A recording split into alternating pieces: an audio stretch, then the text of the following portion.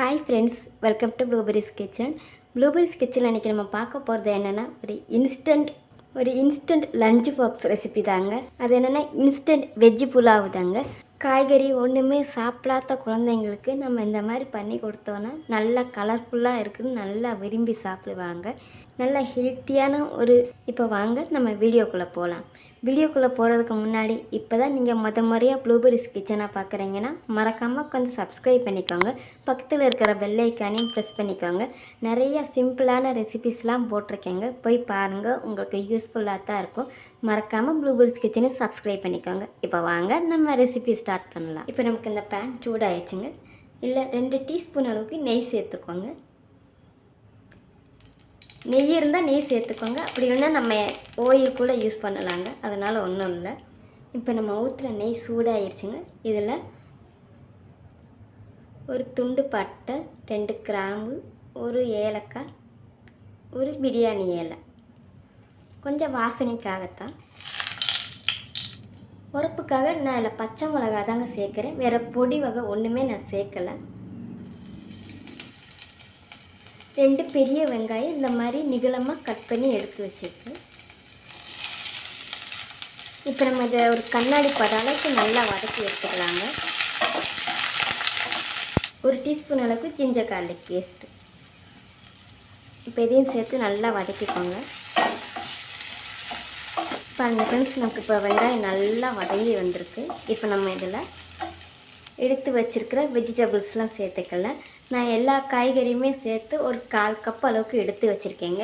இதில் carrot, beans, cauliflower, பச்சை பட்டாணி, உருளைக்கிழங்கு, இது எல்லாமே சேர்த்து ஒரு 1/4 கப் அளவுக்கு எடுத்து வச்சுருக்கேங்க.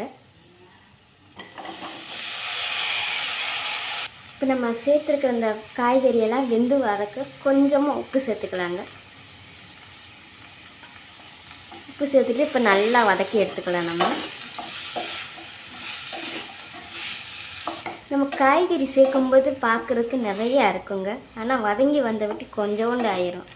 அதுக்கு தாங்க நான் 1/4 கப் அளவுக்கு நான் வெஜிடபிள்ஸ் எடுத்தது. நம்ம 1 கப்பு சாதத்துக்கு 1/4 கப் அளவுக்கு வெஜிடபிள்ஸ் சேர்த்தா தான் டேஸ்ட்டும் நல்லாயிருக்கும். இப்போ நம்ம இந்த வெஜிடபிள்ஸை நல்லா மிக்ஸ் பண்ணி எடுத்தாச்சு.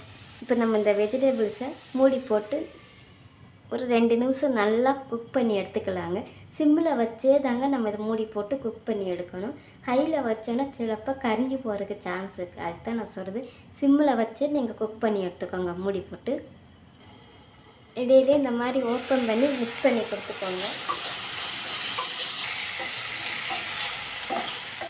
மறுபடியும் மூடி போட்டு நம்ம குக் பண்ணி எடுத்துக்கலாங்க.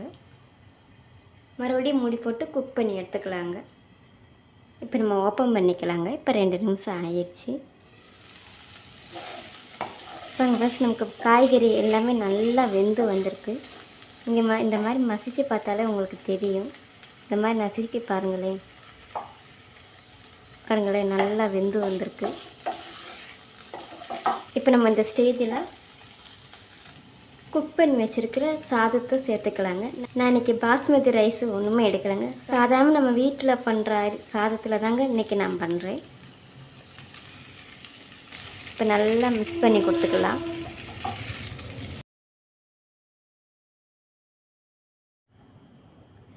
கால் டீஸ்பூன் அளவுக்கு நான் கரம் மசாலா சேர்க்குறேங்க, கொஞ்சம் வாசனைக்காக. 1/4 டீஸ்பூன் அளவுக்கு பெப்பர் பவுடர். இப்போ இதை நல்லா மிக்ஸ் பண்ணி கொடுத்துக்கலாங்க. நம்ம ரைஸு சேர்த்துட்டு ரொம்ப நேரம் இந்த மாதிரி மிக்ஸ் பண்ணி கொடுத்துக்கிட்டே இருக்க வேண்டாங்க.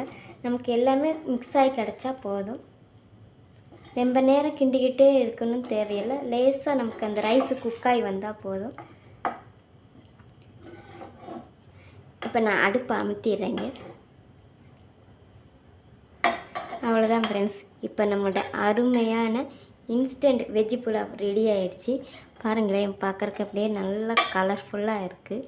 குட்டீஸ்லாம் நல்லா விரும்பி சாப்பிடுவாங்க. வெஜிடபிள் சாப்பிடாத குட்டீஸ் கூட இந்த மாதிரி பண்ணி கொடுத்தீங்கன்னா நல்லா விரும்பி சாப்பிடுவாங்க. இன்றைக்கி நான் ட்ரை பண்ண மாதிரிக்காவே இந்த ரெசிபியை நீங்களும் ட்ரை பண்ணி பாருங்களேன். டேஸ்ட்டு சூப்பராக இருக்குங்க. திரும்ப திரும்ப நீங்கள் இந்த மாதிரியே பண்ணி சாப்பிடுவீங்க. நல்லா சிம்பிளான ஒரு இன்ஸ்டன்ட் லஞ்ச் பாக்ஸ் ரெசிபி தாங்க இன்றைக்கி நம்ம வீடியோவில் பார்த்துருக்கோம்.